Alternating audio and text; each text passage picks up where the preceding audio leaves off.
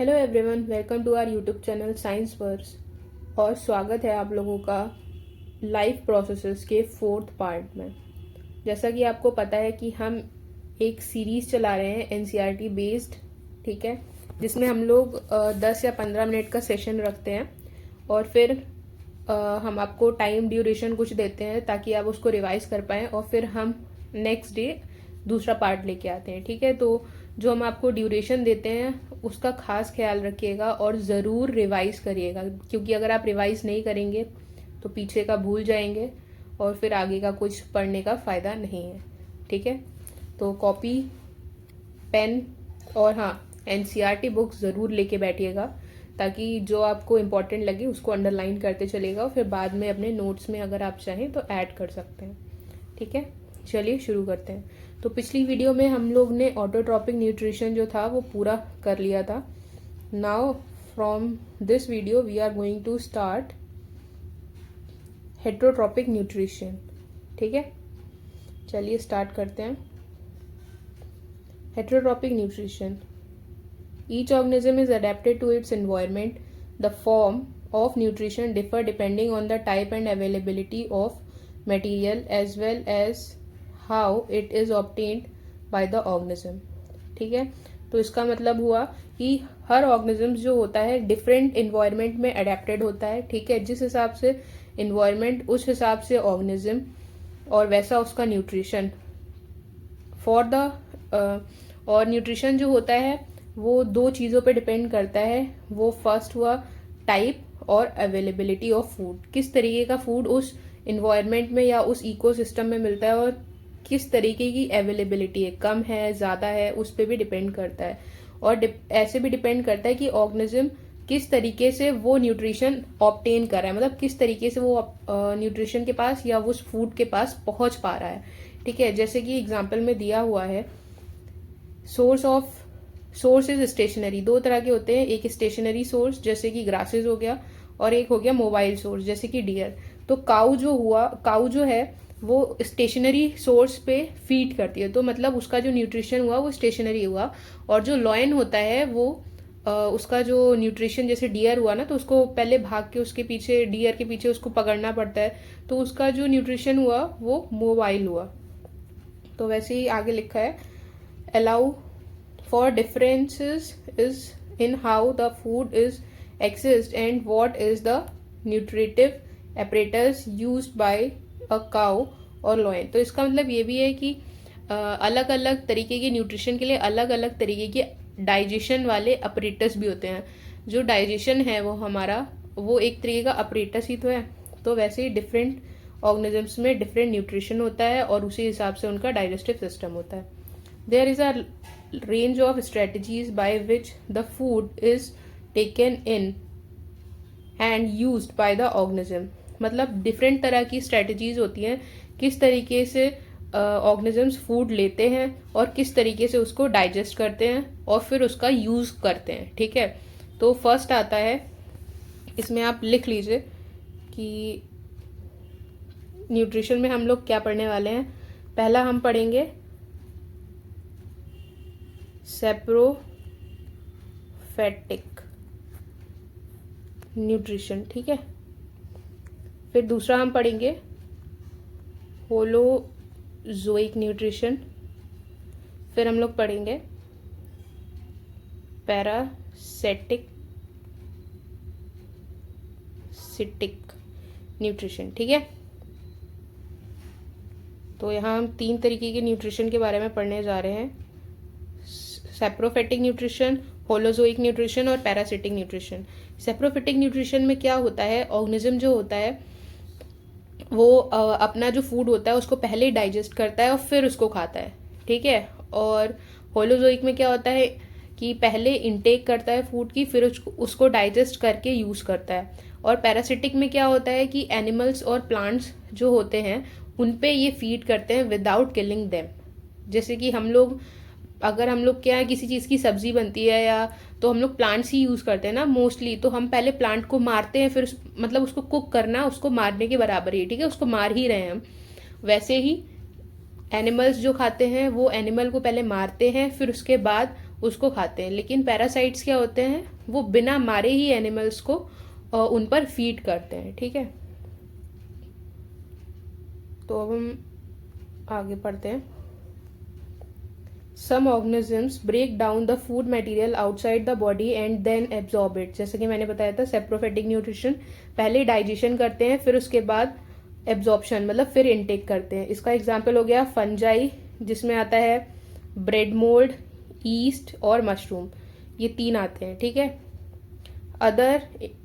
Other intake whole material and break it down inside the body. बाकी जो होते हैं होल मटेरियल मतलब पूरा फूड पहले इनटेक करते हैं फिर उसके बाद उसको ब्रेक डाउन करके यूज करते हैं। इसका मतलब है, हम यहाँ बात करें होलोजोइक न्यूट्रिशन की। What can be taken in and broken down depends on body design and functioning. हम क्या खा सकते हैं और किसको डाइजेस्ट कर सकते हैं, ये हमारी बॉडी पे डिपेंड करता है। ठीक है, जैसे कि जो मीट ईटिंग एनिमल्स होते हैं, जो कार्निवोर्स होते हैं, वो हर्बीवोर्स की तरह प्लांट्स नहीं खा सकते। उनकी बॉडी जो है प्लांट्स को डाइजेस्ट कर नहीं पाएगी। ठीक है, उनका डाइजेस्टिव सिस्टम जो है वो प्लांट्स को डाइजेस्ट नहीं कर पाएगा। और वैसे ही जो एनिमल्स होते हैं, जो मतलब जो हर्बीवोर्स होते हैं, वो मीट नहीं खा सकते क्योंकि उनका डाइजेस्टिव सिस्टम अलग तरीके से डिजाइंड है। तो इसका मतलब कि अलग अलग डाइजेस्टिव सिस्टम होता है अलग अलग तरीके के फूड के लिए। Some other organisms derive nutrition from plants or animals without killing them. यहाँ पे हम बात करें पैरासिटिक न्यूट्रिशन की। ठीक है, मतलब जो एनिमल्स और प्लांट्स को बिना मारे उनसे न्यूट्रिशन ड्राइव करते हैं। This parasitic nutritive strategy is used by a wide variety of organisms. ये स्ट्रेटजी जो होती है पैरासिटिक वाली, वाइड वैरायटी ऑफ ऑर्गेनिजम्स के द्वारा इस्तेमाल की जाती है। बहुत सारे ऑर्गेनिजम्स इसका इस्तेमाल करते हैं। इसमें एग्जाम्पल है प्लांट्स वाले में कस्क्यूटा, जिसको हम लोग बोलते हैं अंबर बेल, और एनिमल्स में जो होता है ट्रेक्स, जो ज़्यादा कि आपने देखा होगा कि डॉग्स में होते हैं, लाइसिस जो बोल सकते हैं हम लोग जू। ठीक है, फिर लीच आ जाता है और टैप वॉर्म आ जाता है। लीच जो ब्लड सक करता है। ठीक है, देखा होगा लीच चिपक जाता है बॉडी में और फिर वो ब्लड सक करता है। आजकल तो कितनी सारी थेरेपीज भी चल रही हैं लीच वाली, जो ब्लड जो होता है उसको सक करती हैं, मतलब जो उनके हिसाब से जो बैड ब्लड होता है उसको सक करती है, बट ऐसा कुछ नहीं होता। ब्लड तो ब्लड है, ऑक्सीजन को ट्रांसफर करने में ही काम आता है वो तो। Now we are going to start how do organisms obtain their nutrition. Since the food and the way it is obtain differ, the digestive system is different in various organisms. किस तरह हम लोग डिफरेंट तरीके का food खाते हैं और different तरीके से उसको पाते हैं। ठीक है, तो हमारे अंदर डाइजेस्टिव सिस्टम भी जो होता है वो उसी हिसाब से अलग अलग होता है। जैसे कि हम बात कर लेते हैं सिंगल सेल ऑर्गेनिज्म में। सिंगल सेल ऑर्गेनिज्म में फूड जो होता है हम लोग पूरे एंटायर बॉडी से ले सकते हैं। ठीक है, एंटायर बॉडी का मतलब हुआ कि जैसा कि आप देख सकते हैं यहाँ पे, ये है अमीबा। अमीबा जो है ये फूड अपनी होल बॉडी से ले सकता है, पूरी बॉडी से कहीं भी जिधर भी फूड पार्टिकल दिखेगा उधर ये फूड को ऐसे कैप्चर करेगा सीडोपोडिया की हेल्प से। सीडोपोडिया जो होते हैं ये फॉल्स फीट होते हैं और ये या फिर ये फिंगर लाइक प्रोजेक्शन आप बोल सकते हैं बनाता है अपनी बॉडी में फूड को ट्रैप करने के लिए। फिर जब ये फूड को ट्रैप करता है तो ये वैक्यूल टाइप का फॉर्म करता है, फिर वैक्यूल अंदर जाता है और फूड को डाइजेस्ट हो फूड जो होता है वो डाइजेस्ट हो जाता है बॉडी से। फिर उसके बाद इसको ये एक्सक्रीट कर देते हैं, इस तरीके से इनका डाइजेशन होता है। तो मैंने आपको अभी तो फिलहाल ऐसे ही बता दिया, अब हम पढ़ के देखते हैं पूरा। But as the complexity of the organism increases, different part becomes specialized to perform different functions. फिर उसके बाद कॉम्प्लेक्सिटी जो होती है एनिमल्स की वो बढ़ जाती है, वैसे ही कॉम्प्लेक्स ऑर्गन्स हो जाते हैं, उस तरीके से कॉम्प्लेक्स पार्ट्स हो जाते हैं, वैसे ही फूड इनटेक होता है। पूरी बॉडी से फिर हम फूड इनटेक नहीं कर सकते। जैसे हम अपने माउथ से ही फूड इनटेक कर सकते हैं, नाक से नहीं कर सकते, आँख से नहीं कर सकते, क्योंकि आँख से तो हम देखते हैं, नाक से स्मेल करते हैं, ब्रीथ करते हैं। तो सब बॉडी फंक्शन जो होता है बहुत ही स्पेशलाइज्ड हो जाता है और सब बॉडी पार्ट्स का काम जो होता है वो आपस में बट जाता है। तो कोई एक दूसरे का काम नहीं कर सकता, वो जिसको दिया गया है वही काम करेगा। For example amoeba take in food using temporary finger like extensions जिसको हम लोग बोलते हैं pseudopodia of the cell which fuses over the food particle forming a food vacuole. जैसा कि मैंने बताया कि फूड पार्टिकल के ऊपर जो होते हैं सीडोपोडिया ज्वाइन हो जाते हैं आके, और फिर ये जो होता है वैक्यूल टाइप का फॉर्म कर लेते हैं। Inside the food vacuole complex substances are broken down into simpler ones which then diffuses into the cytoplasm. फिर उसके बाद वैक्यूल के अंदर जो होता है डाइजेशन होता है, और जो सिंपल उसके बाद जो डाइजेस्ट होके सिंपल प्रोडक्ट बनता है वो साइटोप्लाज्म में मिक्स हो जाता है। साइटोप्लाज्म तो आपको पता होगा ना कि सेल के अंदर जो होता है साइटोप्लाज्म होता है, तो वहाँ पे जो होता है घुल जाता है पूरा। The remaining undigested material is move to the surface of the cell and throw out. और जो अनडाइजेस्टेड फूड रह जाता है, जो डाइजेस्ट नहीं कर सकते, उसको क्या होता है सेल बाहर फेंक देती है बॉडी के थ्रू वो बाहर फेंक देती है।